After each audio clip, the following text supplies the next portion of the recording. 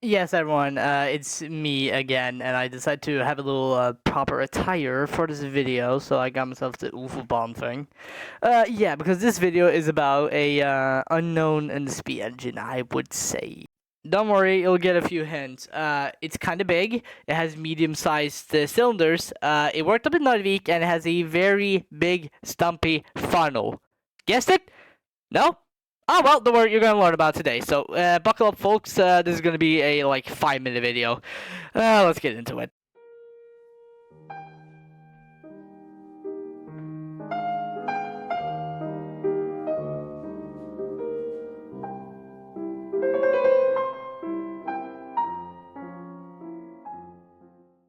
Okay, so in the 1910s, the NSB needed heavier and stronger locomotives to pull the heavy iron ore on the Uferbahn. For their main design, they were gonna base it off a old NSB Type 19, which is a 280 locomotive built for the NSB like 1900s, I think.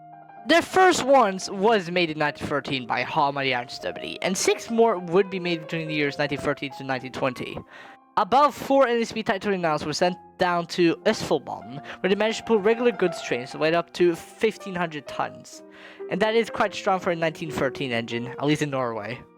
And in 1926, the NSB decided that they needed to rebuild the engines so they could be used on the Bergensbanen. So by making the frame bigger and adding 2 pilot wheels on the front, they got the NSB Type 39, and here is what it looked like.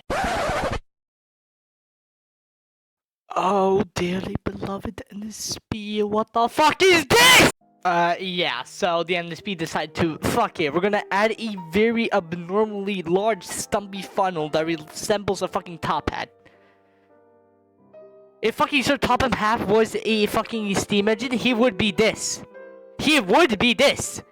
This is not a headcanon, this is a fact! Just add his fucking face on the engine and you can clearly see he would fit this. He would fit this. You cannot change my mind on this. This is a fucking fact. It is a fact.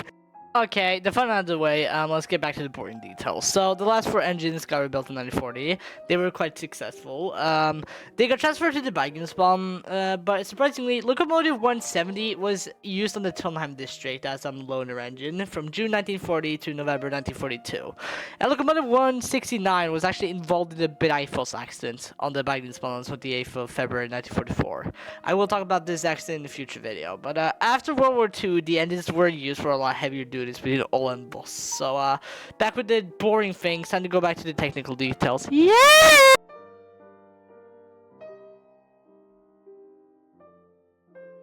Yeah, here comes the problem with finding technical details. It seems like it is very fucking secure. Since the only thing I found so far is the Wikipedia page. And that does not tell me horsepower or tractive effort, so we're gonna have to go from the information that's already there. And you guys can do the math on how much horsepower it has, because I just know it has that over like 2,000, maybe a lot of tractive effort. Okay, let's get into it. The technical details fall like this. It was 18.25 meters long on the 29A and 18.77 meters long on the 39A. It had a wheelbase of 2.90 meters. It had a dry wheel diameter of 1.25 meters, its cylinder diameter of 65 centimeters, and cylinder stroke of 64 centimeters. Its boiler overpressure was 12.0 kg and centimeters in second. I don't know how to say it in English. Grid surface was 30.32 meters in second. Hot surface was of 178.0 meters in second. Overheating surface was 55.2 meters in second.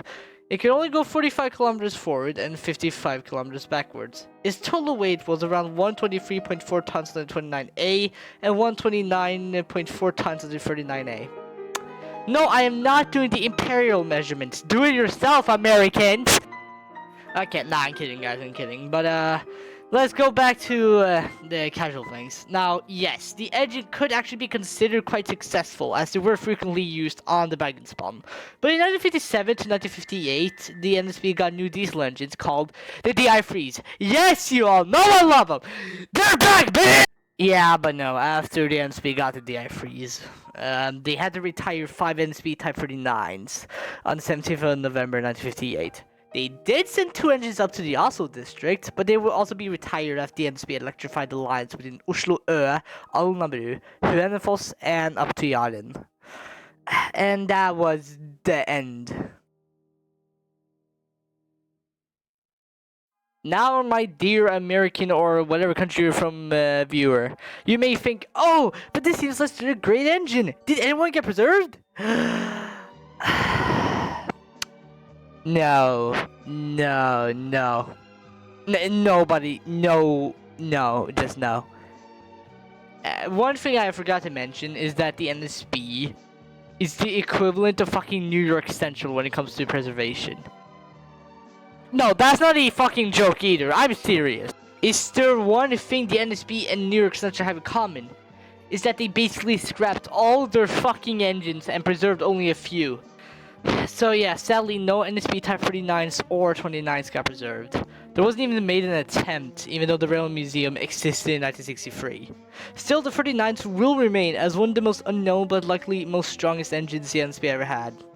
I have no direct information about how strong it is, but seeing it is a iron ore engine, and I heard from others that it pulled very heavy loads, so it most likely would have had quite the power and tractive effort. But still, that's all the info I have on the NSB Type 39s. Thank you all so much for watching this video. Remember to like and subscribe if you want more content like this. Also remember to join the Discord. Anyways, thanks for watching, and I'll see you guys later.